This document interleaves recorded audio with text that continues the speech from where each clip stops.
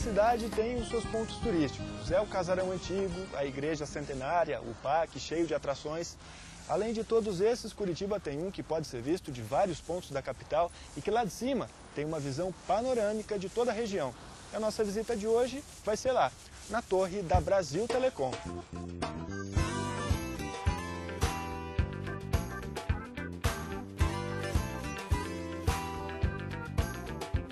O nosso anfitrião na viagem de hoje é o Frederico Alvarez, que é diretor da Brasil Telecom aqui no Paraná. Frederico, é um dos pontos mais visitados aqui da capital? Tudo bem, Marcos, com certeza.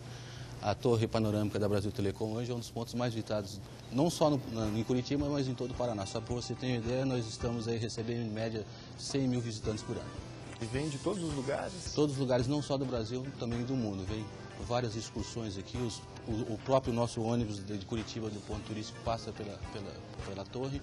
Então nós recebemos aqui praticamente turistas do mundo todo. Como que é a reação dessas pessoas quando chegam aqui? É empolgante, né? Principalmente lá em cima que a gente vai visitar. Você vai ver que nós temos uma vista panorâmica da região de Curitiba inteira, não só de Curitiba, como também parte do interior. É esse mesmo passeio que a gente vai fazer a partir de agora? E esse mesmo passeio que nós vamos participar agora. Ele começa por onde? Começa por aqui. A gente vai dar uma panorâmica na evolução das telecomunicações, falando um pouquinho do museu, depois nós vamos ver como é que ela foi construída e vamos chegar lá em cima para ver a vista panorâmica. Começamos então? Começamos, vamos lá? Então vamos lá.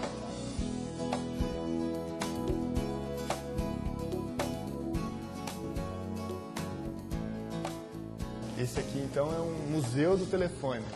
É um pequeno museu onde a gente conta a evolução do telefone em si, no mundo e no Brasil. Então a gente vai ver alguns telefônicos, algumas imagens, como eram as centrais telefônicas, alguns dados interessantes sobre os números de telefones da época, dos jornais da época, da lista telefônica. Então conta rapidamente uma pequena história aqui que o visitante vai estar integrado aqui na faixa do tempo, desde 1667, quando começou essa história, até os mundos de hoje. Por exemplo, o que temos de exemplo aqui? Por exemplo, aqui já começa na época moderna, né? Os telefones um pouco mais modernos, já os telefones de disco, telefone de disco, ali já os primeiros telefones a manivela, que Dom Pedro trouxe para o Brasil. Dom Pedro II foi um dos grandes incentivadores do uso da tecnologia, tanto é que o Brasil, por efeito de história de telefone, foi após 2 anos de lançado no mundo, nos Estados Unidos, nós já tínhamos um telefone no Brasil. Então, Dom Pedro II foi um grande pioneiro das telecomunicações brasileiras, junto com o Marechal Rondon. Aqui, a mudança do telefone dessa modalidade para o telefone de gancho. Ele era um telefone que não tinha disco? Não tinha disco. Como que ele funcionava? Ele funcionava com a manivela. Você tinha que pegar a manivela para gerar o tom de disco para a central telefônica, para as moças, para as famosas telefonistas que sabiam a vida de todo mundo. Ligava lá, colocava o telefone no gancho, então acendia uma luz no painel da telefonista e a telefonista fazia um contato com o usuário. O usuário pegava a linha telefônica, falava onde que tinha que discar, então tinha tudo uma forma de discagem. Por exemplo, ela falava, eu quero ligar no telefone 126, ela não podia falar 126, ela tinha que soletrar os números. 1, 2, meia dúzia. Então era dessa forma que se procedia na época. Bem diferente de hoje. Porque aqui, o primeiro telefone que Graham Bell começou lá a estudar em 1875. Então, na verdade, é uma bobina, o laboratório dele, onde ele já começa a fazer os testes da transmissão da voz via o meio analógico. E aqui uma foto bastante interessante que era como eram as centrais telefônicas na época. Na verdade, eram humanas, né? Todo o projeto de computação que nós temos nas centrais hoje digitais eram feitos através de mãos.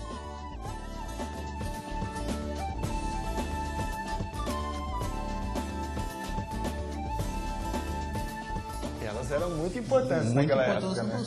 No contexto até de conhecer as pessoas. Então ela sabia as pessoas porque acendia algumas luzes aqui no painel, ela sabia que aquela luz era do assinante, era do seu Marcos. Então quando ela acendia, ela falava, tratava você pelo nome. Então tem muitos casos, tem histórias que se contam que as telefonistas tinham até um poder psicológico de ouvir pessoas, principalmente as pessoas solitárias, as pessoas que viviam sozinhas. Então, elas telefonavam para conversar com a telefonista. Então tem algumas histórias muito engraçadas e muito interessantes nesse sentido. Ou seja, naquela época já tinha os famosos chats, naquela época era feito por essas pessoas. É o precursor do de hoje. Exatamente, por essas pessoas aqui, por aquelas pessoas que precisavam. Essas pessoas não têm. E elas usavam um equipamento como esse aqui? Como esse aqui, ó. Esse aqui é uma das primeiras mesas que nós temos.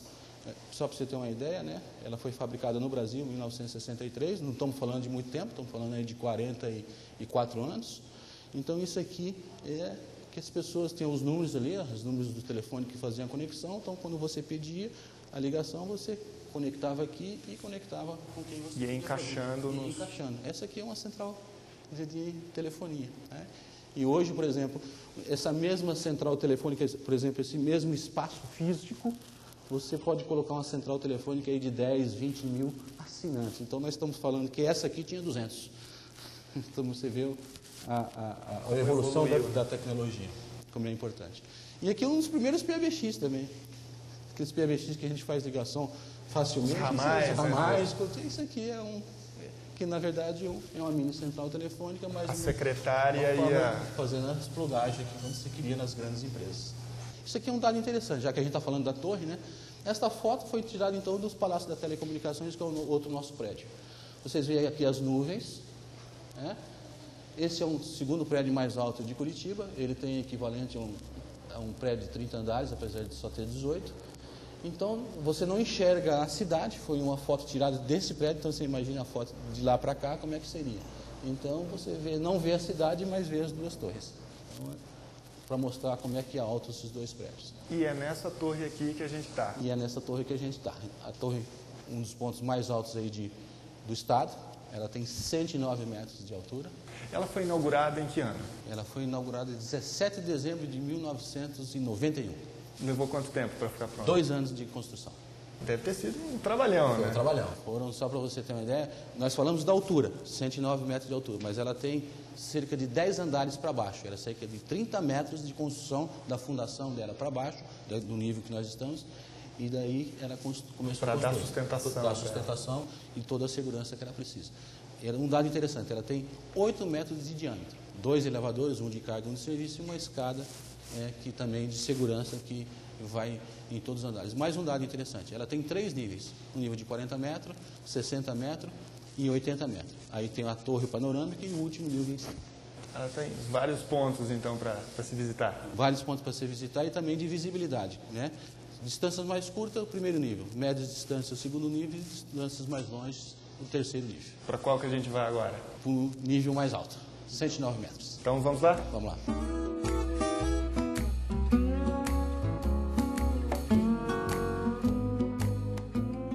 Fred, de que forma que a gente sobe? Vai ser de escada ou de elevador? Marcos, você que escolhe. São 100 metros até o topo. 560 degraus ou de elevador. Qual que você prefere? Acho melhor ir de elevador, né? Vamos de elevador.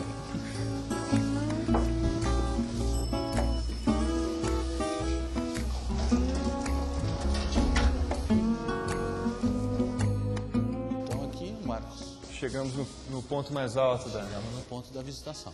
Aqui é uma área de em torno de 360 metros quadrados, que a gente recebe os visitantes, tem uma limitação de pessoas. Quantas pessoas? Mais ou menos em torno de 60 pessoas, até por motivo de segurança, né?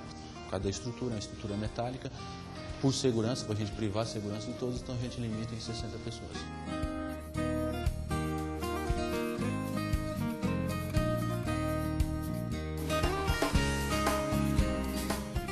Aqui um dado só para orientar o visitante, então nós temos aqui, ó, uma bússola que orienta, que é o leste, né?